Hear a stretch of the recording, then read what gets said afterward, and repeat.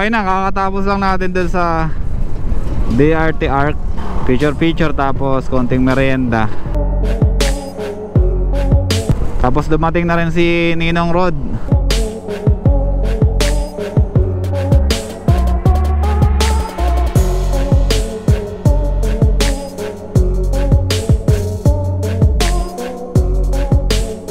Ngayon papunta na kami ng campsite para doon na tayo tumuloy. Makapaglatag na tayo ng tent natin.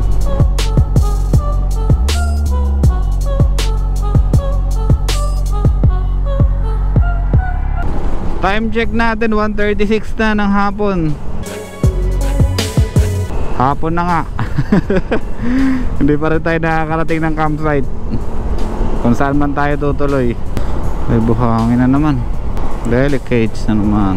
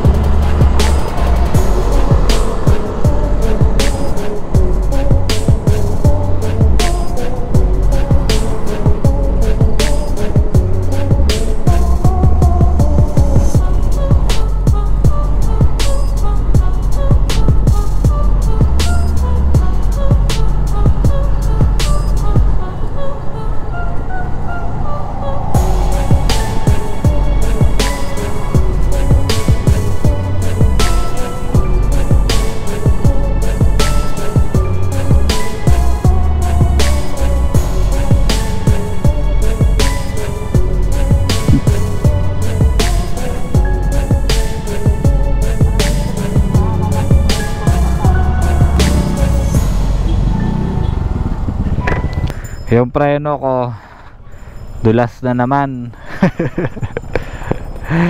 Hindi ko lang sinasabi kay Cheryl kasi takiin na naman to. Pero yung likod lang yung walang preno. No, bumabalik-balik na ulit ngayon. Kanina kasi nakababad na naman yung likod ko eh. Magpapalit talaga ako ng brake pad kasi ano na to eh, parang second time na to. Parang hindi talaga reliable yung gamit kong brake pad sa mga ganitong lusong. Mabilis uminit yung rotor ko. Check natin yung rotor kung anong kulay.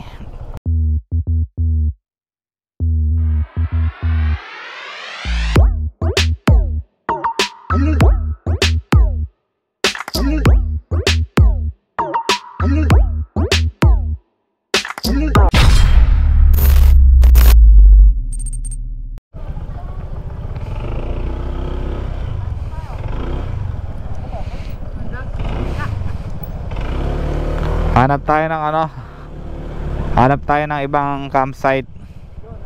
Negative dito. Bababa pa tayo tapos hindi rin daw masyadong maganda yung area. Ang mangyayari kasi kung bababa tayo doon, magbibitbit tayo ng pagkabigat-bigat ng mga bagahe natin. Tapos pag uwi, ganun din, iakit din natin yung mga bagahe natin. So medyo hassle yon. Hanap na lang kami ng campsite na diretso na, may parking na sa loob yung mga sasakyan or yung mga motor natin.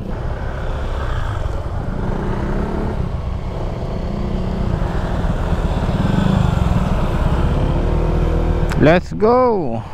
Hanap tayo ng ibang campsite. Yun, diretso na. Lulo Pakalulo naman yun.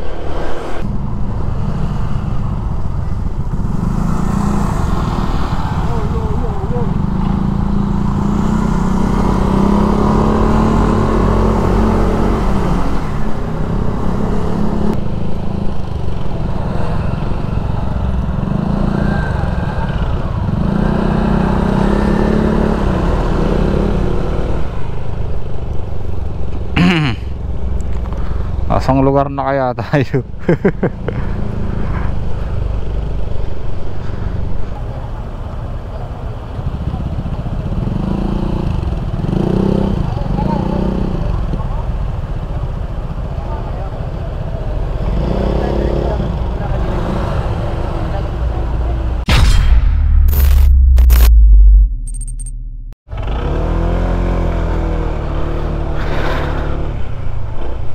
Okay. Second location natin, negative pa rin. Negative. Di tayo obra dito. Hindi ideal for camping yung lugar. May mga cottage, parang ano, parang ilog, mga ganun. May mga cottage siya, tapos may ilog, kaya lang parang dead water yung kulay niya. So hanap tayo dito, third time hanap tayo dito ng ibang spot. May napuntahan daw dito sila Ninong Rog na isang kuya yung parang may-ari nung camping site dito. Ay, sorry.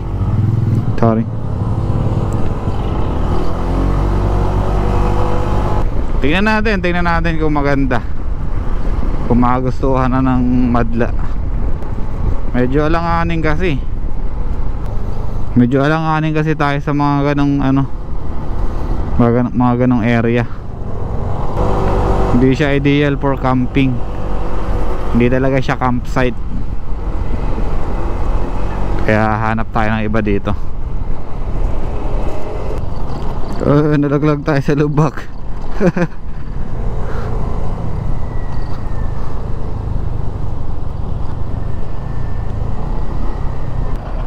Hindi ko makita yung unahan ko. Ayun. Ang hirap mag-overtake pag hindi mo nakikita yung nasa unahan. Hindi tayo maka-overtake. Oh, layo na nila. Naiwan na tayo. Dito tayo galing kanina. Oo nga, dito tayo galing kanina.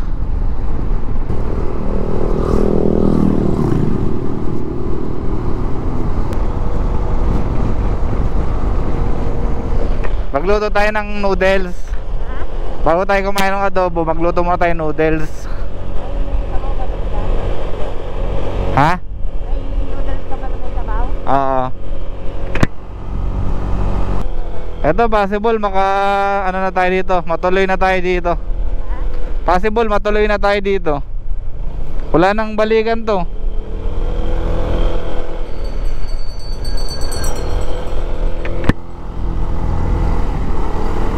Ayun, oh.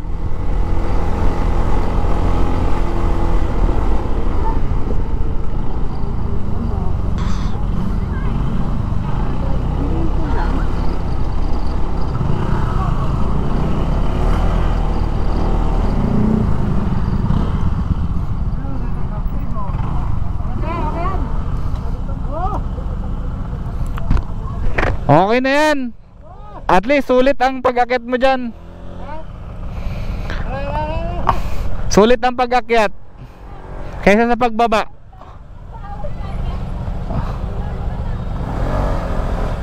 Okay, sige, baba ka na. Okay, dito na tayo, Mount Trihino. Okay, dito na tayo. Ito na yung final natin, final destination natin. Ano pangalan nito? Mount Trihino. Ito na yung final destination natin dito sa camping natin. Okay na to, sakto na tayo dito. Tamang tama na to. Bali, akyatin na lang natin yan para sa camping natin. Tapos good to go na tayo. Ayan, mamaya pag nakakyat na tayo, balik tayo sa vlogging natin. Wala na tayong power eh. Ubos na. Kaya mag cellphone na lang muna tayo, tapos voice over na lang siguro. Sira yung microphone ng cellphone ko, kaya hindi tayo makapag vlog sa cellphone natin. Ano na lang, video na lang, tapos voice over na lang siguro, tapos sound music na lang. Ha. Okay, balik tayo. GoPro, stop recording.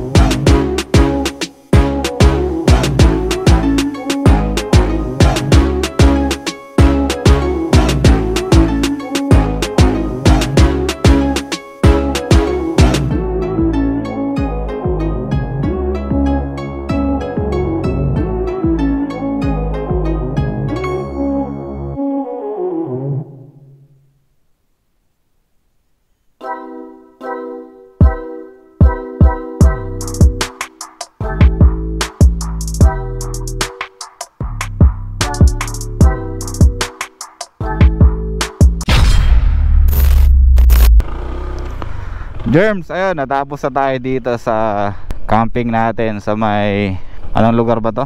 Mount Brigino, dito sa Bulacan, DRT Bulacan. Ayun, pauwi na tayo. Antay na lang natin yung tropa. Andito na sila sa baba eh. Ha? Bakit? Andito na yung mga kasama natin, bumaba na. Asan na yung angkas ko?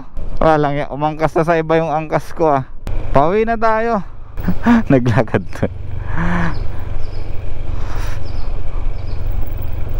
Naglakad na nga.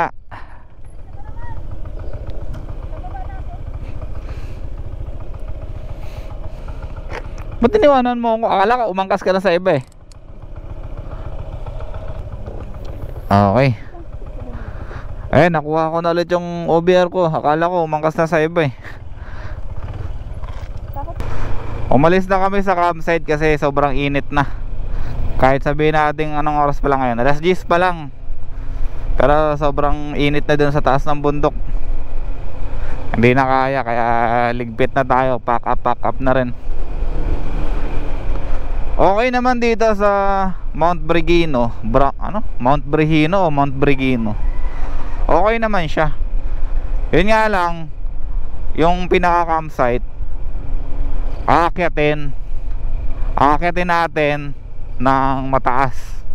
Kung medyo hingalin ka, tapos medyo may edad-edad ka na, medyo mahihirapan ka na umakyat dun. Although may hagdan, tapos yung hagdan naman malalaki yung hakbang. Hindi even yung hakbang niya, may malalaki, may mga maliliit. Pero kaya pa naman, sa aming mga edad namin kaya pa naman. Pero kung may mga kasama kayong mga matatanda na, malalaki tiyan, medyo ano lang, kailangan lang ng mga 5 hakbang siguro pahinga. 5 hakbang pahinga, 5 hakbang lakad, pahinga ulit, hanggang sa makarating ka doon sa pinaka bundok or sa pinaka campsite talaga. Tama ba itong dinadaanan natin? Pag iniwan tayo ng mga to, diretso talaga tayo uwi. Wala nang kain-kain. Dito tayo no.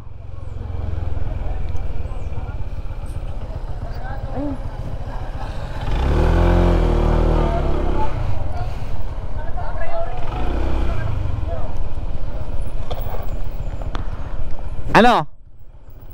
Pate. Nandalay, may 7-Eleven sa kanan. Teka lang.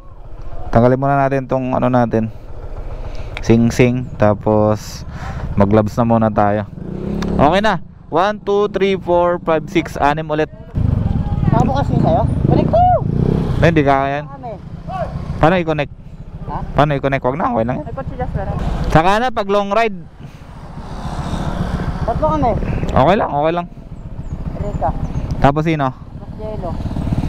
Naka-predcon din ba yan? Hindi, ano lang, sabay-sabay lang. Kaya naka-predcon din siya? Oo. Di okay lang. R3 kasi to eh. R3. May camera kasi tong akin.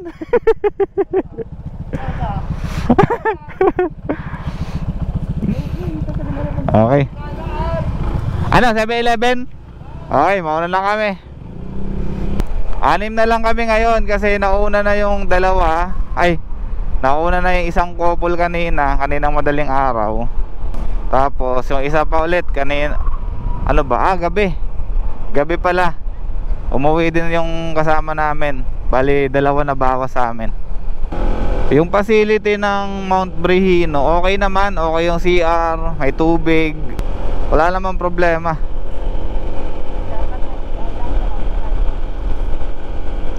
Yun nga lang, kung nandun ka sa campsite, sabi ko sa inyo kanina, yung paakyat, ganun din yung gagawin nyo kapag magsi-CR kayo. Bababa kayo, tapos aakyat ulit kayo. So, mas maganda sana nun, meron din tayong CR dun sa campsite. Malawak naman yung malawak naman yung area. Tapos yung campsite, kailangan din patagin ng konti. Konti na lang. May mga part kasi na bukol-bukol. Pinaka downside lang dun sa campsite talaga, yung alagaan nila ng tupa tsaka mga kambing. May alagang tupa tsaka kambing doon sa lugar, doon sa pinaka campsite ngayon. Yung mga dumi, yung ihi, maamoy masyado. Parang amoy probinsya, pero medyo ano lang, medyo nakakairita lang yung amoy kapag nandun ka sa campsite.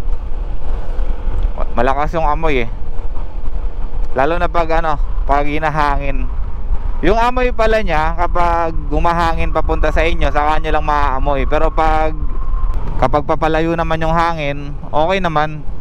Di naman siya amoy na amoy talaga.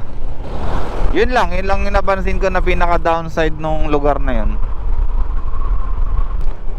Yung CR naman, kung magdadagdag sila dun sa taas, kayang-kaya naman nilang i-upgrade yun or baguhin yung sistema ng CR. Tsaka yung CR nila talaga malinis, maayos. Oo, malalaki yung CR, makakatahi ka ng maayos. Kagaya kanina, tumahi ako, makakatahi ka ng komportable. May mga shower room, may mga urinal. Ayan, kompleto naman. Kompleto naman. Yung camping area, kapag gantong yung putok na yung araw, mainit na kasi walang mga puno-puno. Hindi kagaya nung nagpunta kami ng Batangas, nung nag-swimming kami tapos camping na rin yun. Yung area nung campsite parang ganyan, maraming puno. Kaya kahit tirik yung araw talaga, hindi namin ramdam yung init kasi may lilim. Nalililiman yung mga tent namin. Sa mga gustong pumunta dito, search nyo lang sa Google Camp Brigino or Camp Brigino. Yun ang i-type nyo. Tapos kagandahan pala dito sa lugar na to, meron signal, yung smart. Yung Globe meron din, pero mahina yung data ng Globe. Yung smart maganda yung signal. Maganda yung signal niya, malakas yung data. Kaya ayos na rin. Kung may dadaling kang trabaho, makakapagtrabaho ka. Okay na siguro, dito na natin tatapusin yung camping vlog natin dito sa DRT Bulacan, Mount Brigino. Ayan, maraming salamat sa accommodation. Maraming salamat, nakapag-stay kami sa lugar ninyo. Okay, so see you next vlog natin. Maraming salamat. Jeff Rocks out.